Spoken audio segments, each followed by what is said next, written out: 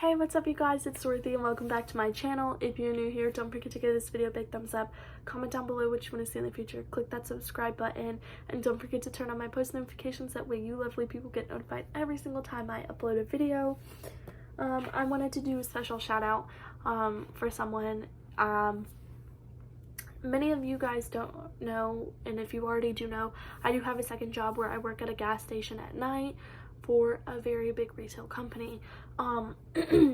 There is a gentleman that comes in every so often when I'm working, and he is a very nice and polite gentleman, and he's very kind and very sweet.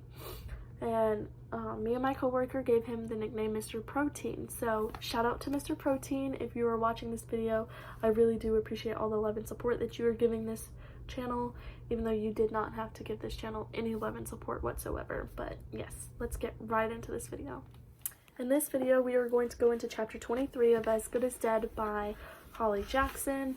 Like always, this video may contain sensitive topics and foul language. If you do not wish to continue, please click off of the video now. You have been warned. Chapter 23. No head. The dead pigeon in her hands has no head, but it's too spongy, giving way, her fingers and indenting its sides. That's because it's the comforter twisted up in her fist, not a dead bird. And Pip was awake now in bed. She'd fallen asleep. She'd actually fallen asleep. It was dead of night, dark, and she'd been asleep. Why was she awake now, then? She woke up in like this all the time, sleep so shallow that she dipped in and out, but this felt different. Something had pulled her out, a noise. It was there now. What was it? Pip sat up, comforter falling to her wrist, a hissing sound, but a gentle one. She rubbed her eyes, a sput, sput, sput, like the slow-moving train nudging her back to sleep. No, not a train. Pip blinked again, the room taking shape with a ghostly glow. She got out of bed, the air stinging her bare feet. The hiss was coming from over there by her desk. Pip stopped, focused on her gaze. It was her printer. Something was coming out of her wireless printer on her desk. LEDs blinking from its panel, sput, sput, sput.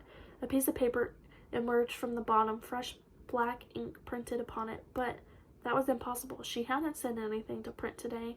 Her sleep-fogged head could not follow. What was she still dreaming? No, the pigeon was the dream. This was real. The printer finished spitting out the piece of paper with a final clunk. Pip hesitated. Something pushed her forward, a ghost at her back. Maybe Andy Bell. She walked over to the printer and reached out like she was taking someone's hand or someone was taking hers. The page was printed upside down. She couldn't read it from here. Her fingers closed around it, and the page fluttered into her grip like the wings of a headless pigeon. She turned it around, the words writing themselves. And a part of her knew before she read them, part of her knew. Who will look for you when you're the one who disappears? P.S.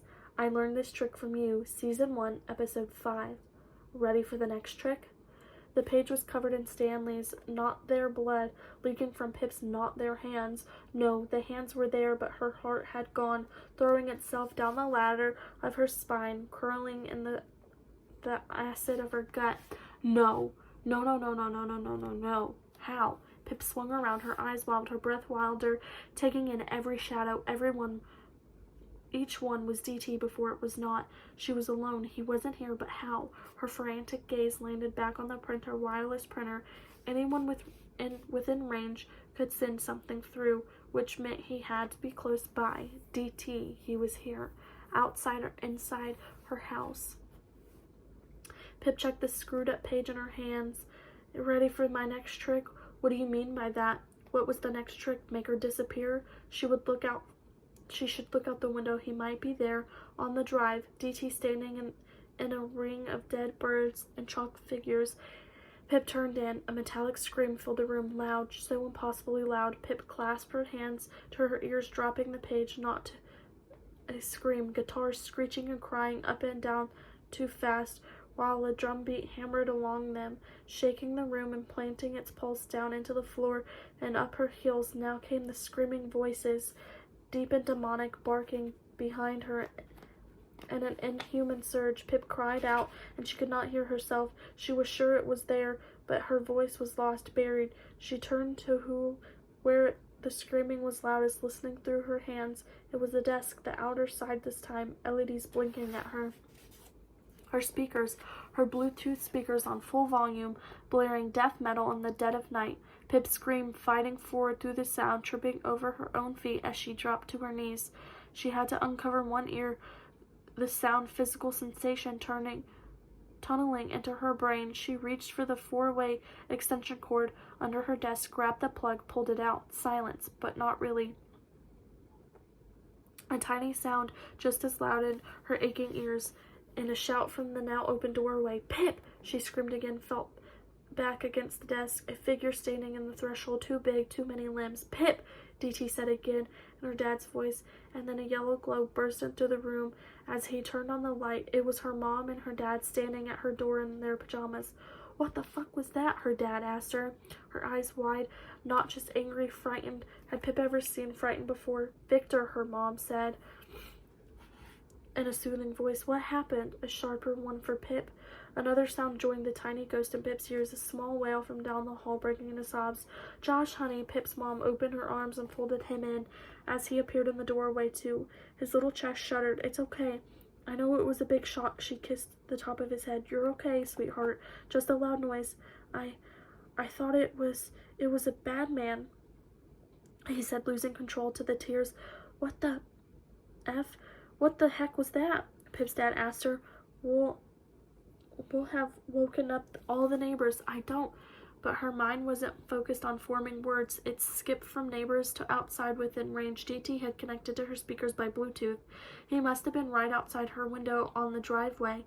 Pip scrambled to her feet, launched herself across her bed, and pulled open the curtains. The moon hung low in the sky. Its light cast an eerie silver edge on the trees, on the cars, on the man running away from their drive. Pip froze a half-second too long, and the man was gone. DT, dark clothes and dark fabric face. He'd been wearing a mask, standing right outside her window within range. Pip should go. She should chase after him. She could run faster than that. She'd had to learn to outrun all kinds of monsters. Pip, she turned. She would never be able to get past her parents. They were blocking the way that was already too late. "Explain yourself," her mom demanded. Pip stuttered. "Oh, it was just the man who's going to kill me. Nothing to worry about."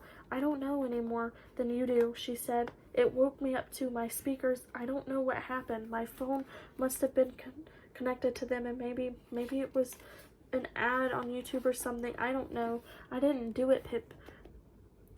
Pip didn't know how she managed to say so many words without any breath. "I'm sorry. I've unplugged the speakers. They must be faulty. It won't happen again."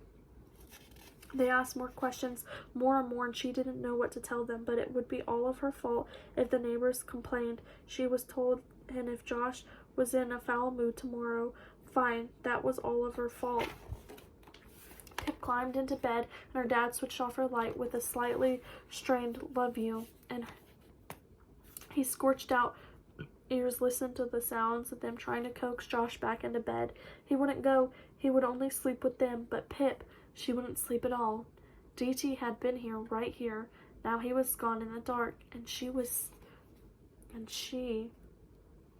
his number 6.